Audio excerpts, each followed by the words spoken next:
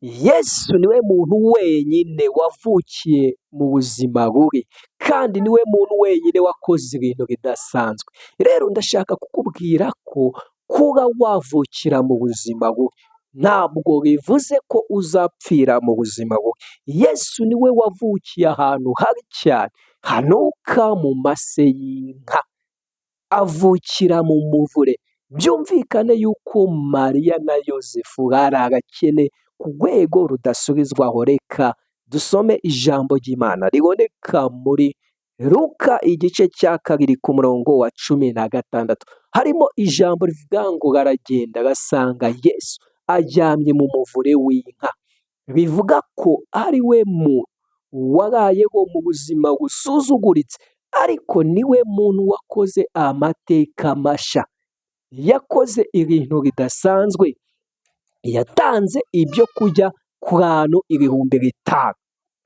Yagendeye hejuru y'amazi, yaravutse, arapfa, arazuka, arazamuka. Bivuga iki? Bivuga ko kuba ubuzima bwawe busa nk'aho buri mu manegeka, busa nk'aho budasobanutse, busa nk'aho bucanganye, busa nk'aho nta shusho, Imana ntishoboye kubyemera gutyo. Igihe cyose wakiranutse, igihe cyose wihanye, Imana ifite guhindura amateka.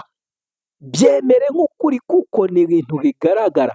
Dufite ibimenyetso, dufite ibihamya bitwereka ko Yesu yakoze ibidasanzwe, yakoze bishya.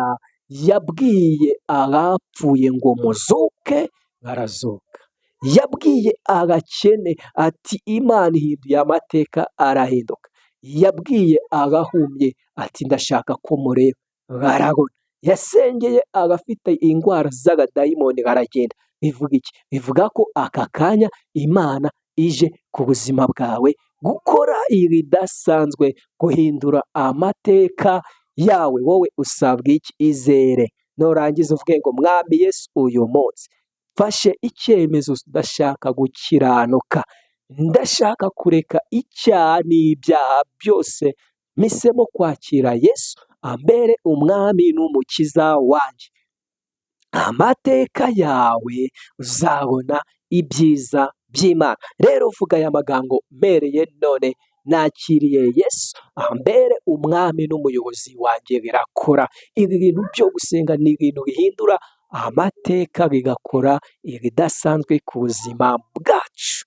Rero ntukagenda udakoze subscribe Flow kuri TikTok kugira ngo ujye wumva ineza y'Imana ku buzima bwawe.